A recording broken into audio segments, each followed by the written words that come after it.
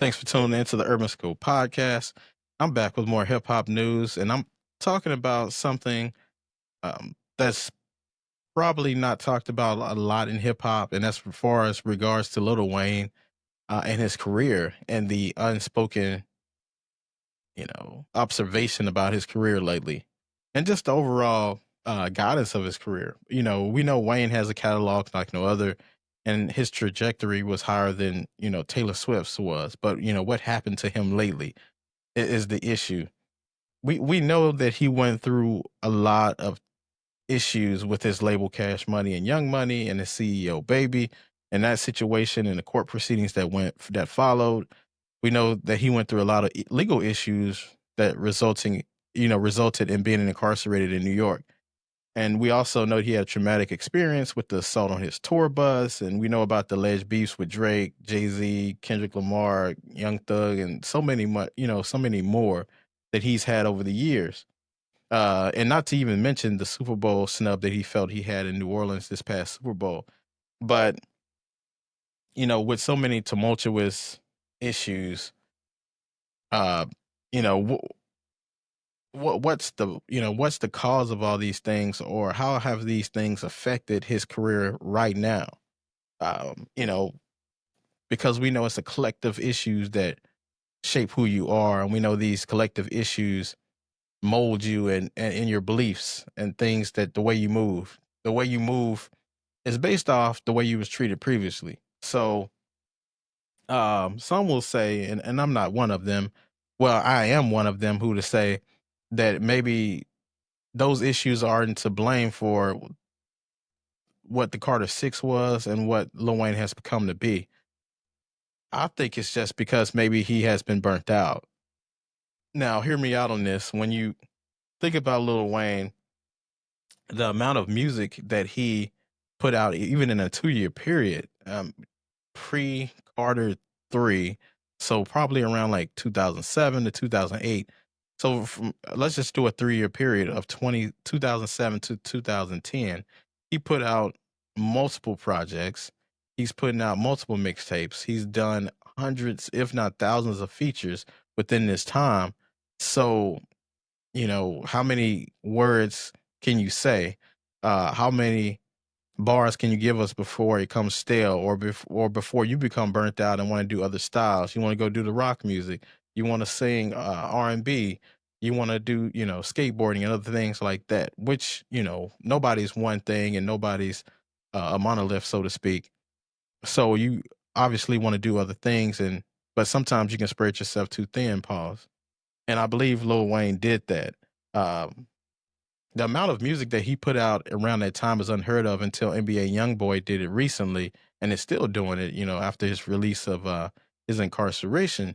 But doing that much music, is good to an effect because it shows your productivity, shows that you have a love for the sport or the genre that you're into. But at the same time, you have to spread the music out evenly, and he just gave you the music right then and there. And I'm not sure if he has anything still left in the vault, because it felt like he just emptied everything out, pause, unto his fans, and was able to give us 200 tracks, in a couple of years, which is kind of insane to think about. But I do respect it because there are a lot of artists, even Kendrick Lamar. The biggest gripe about him is that he doesn't put out music with the frequency that most artists do. He's releasing every 3 5 years, and most artists, try to put out a project every year, or every other year at least, or at least do some features. But some people, artists, just disappear.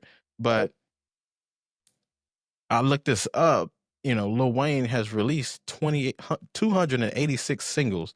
Now, this is just singles that he's released as a single, not including the features and things like that. But he has 14 studio projects, 5 EPs, 3 compilation albums, and 29 mixtapes to date. And that's just release music, and we're not even counting the 2 projects that he has with 2 Chainz, the Collie Grove projects. So that's a lot of music and a lot of wear and tear, a lot of opportunity for burnout. And I think that's what happened to him. I don't think it's, I think the issues behind the scenes, like with his staff and the changes that he's had over the years, contributed to that as well. But I think a big part of him is just not being able to just being burnt out from music because his main thing is music. When you think about a Jay-Z, he has business ventures. When you think about Nas, they have business ventures. A lot of the Rick Ross, they have a lot of other artists have other business ventures and they do the music, every so often. But this is Lil Wayne's primary job, pretty much. I mean, he does the sports things with Skip Bayless, and he does the sports things with, I believe, ESPN or Fox or one of those networks that he's doing now. But for the most part, he talks about rap and music mostly because that's what he came from. He's been doing this since he was since he before he was a teenager. I want to say he was 11 or 12 years old when he started rapping and doing stuff like that. So, of course, that's his first love, and that's what it is. But the burnout is real as well. So I think a lot of this has to do with just not, just burning the candle on both ends, especially around that 2005 to 2010 period where produced or he released a ton of music and he was on a ton of features and just did a bunch of different things. He's a CEO now. He has a bunch of artists. None of most of, and another thing that I forgot to note on the review of the Carter Six is there wasn't a lot of his artists on the Carter Six. I didn't hear any Little Twist or even Tyga, and of course Nicki Minaj and Drake went on the project. We didn't even hear a Birdman intro or anything. It was nobody, no remnants of the Cash Money or Young Money era, so to speak. So that was interesting to see as well. But when you look at Lil Wayne's career, it's pretty much, and I do have him in my top 10 still, but his career is pretty much narrowed down to that between the Carter 2 and the Carter 3 era. Everything that he majorly did was in that time period. So from about '05 to '08 is pretty much was his, distinct run. After that, it started to go downhill after the Carter 3 and '08. But nevertheless, he's still a top 10 artist. I still think he has more potential. He just has to get with a better team, and he has to rekindle his love for the sport of hip hop. Um, because we know that longevity is what makes you the great, or make you the greatest.